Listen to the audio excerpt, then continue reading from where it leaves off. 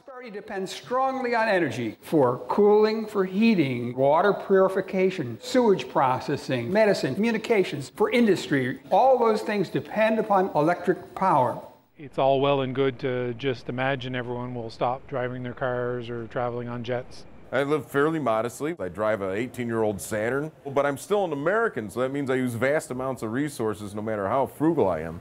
Each year, the United States consumes almost 100 quadrillion British thermal units of energy.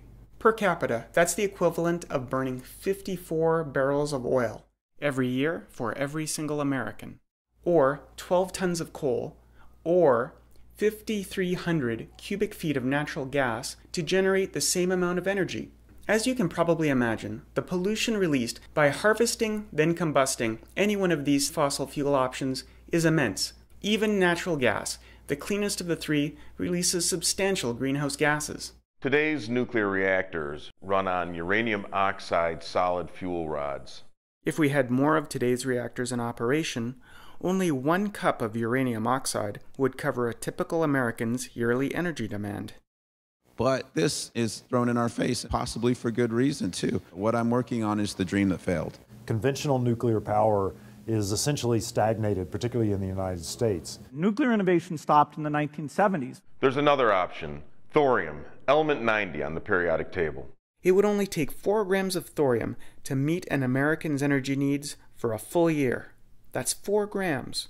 Go out to Nevada and dig down about 12 feet, and in nice tractor-trailer containers, open the doors, and there's barrel after barrel of thorium nitrate, about 3,200 tons, which would provide about 2/3 of the planet's energy needs for a year. Thorium would never need to be mined, ever, if you simply took monazite waste streams that could answer the entire Western world's rare earth crisis.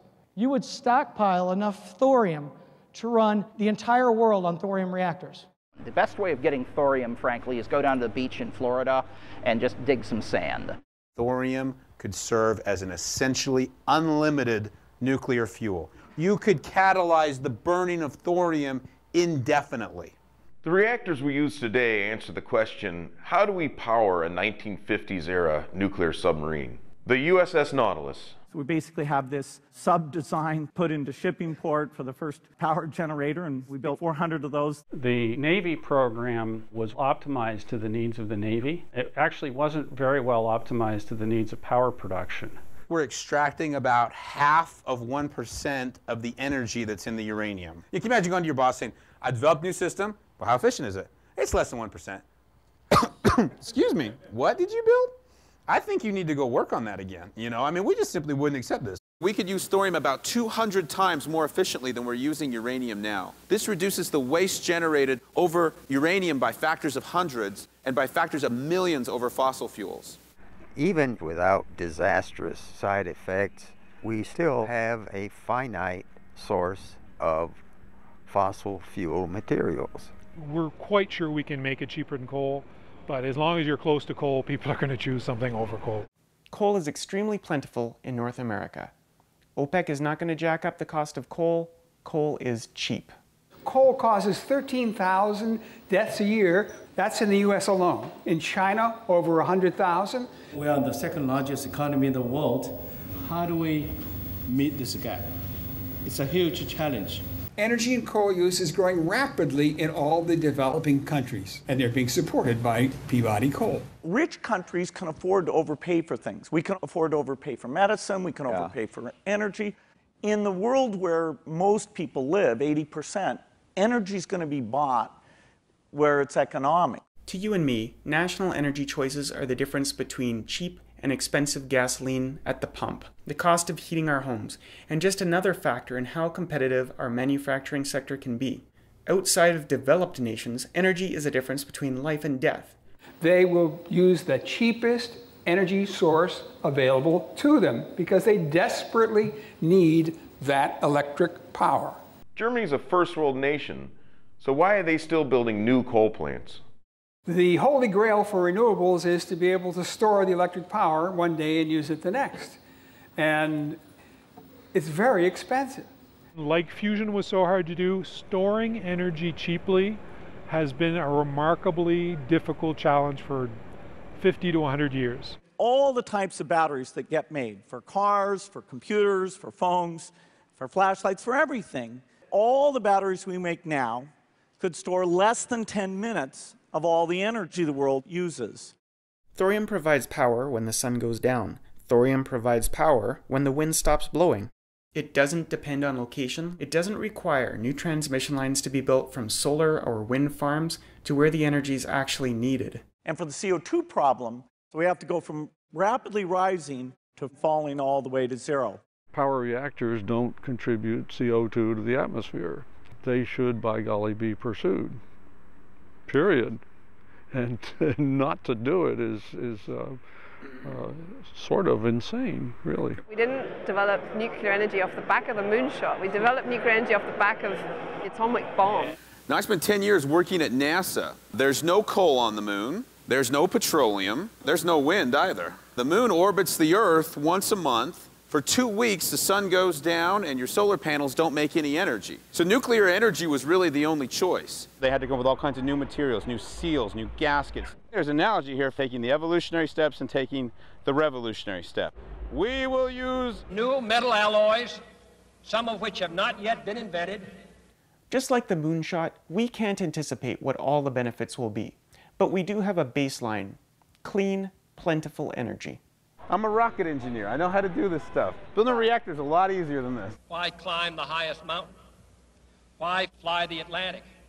Why does Rice play Texas? We choose to go to the moon in this decade and do the other things, not because they are easy, but because they are hard. Mr. President, since you missed our meeting on breeder reactors, I am being ruthless on one thing. Were either of you present when the reactor program was canceled in the early 70s? Yeah, we were still working there. Finalizing reports on the performance. How do you feel about the reactor now? Did exactly what we calculated it ought to do, and that's pretty satisfying. Thorium was sidelined due to a range of factors, including political. Any activities that we possibly can should be placed in Southern California. It's very hard to see the green line for the molten salt reactor technology, and then ultimately it was canceled. Put your hand on your desk, sweep it off onto the other side, and you're finished. And became this interesting side note of history until fairly recently. The very same day that we were at Oak Ridge talking about relationship between rare earths and thorium, Chinese Academy of Science made their announcement.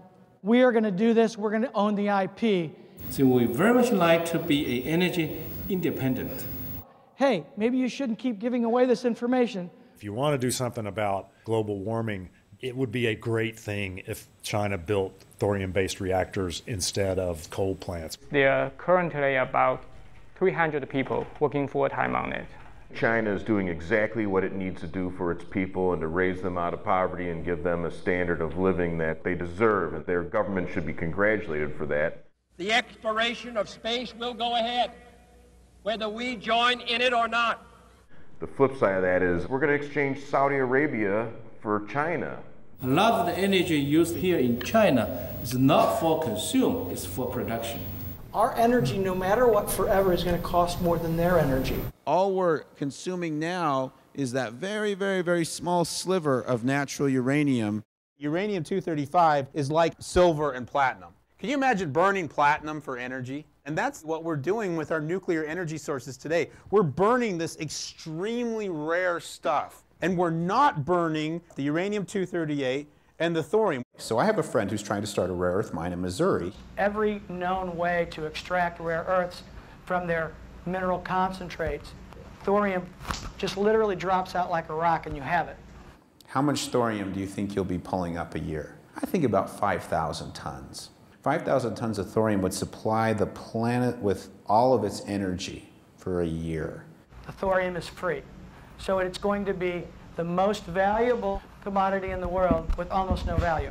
And he goes, and there's like a zillion other places on Earth that are just like my mine. It's a nice mine, but it's not unique. It's not like this is the one place on Earth where this is found.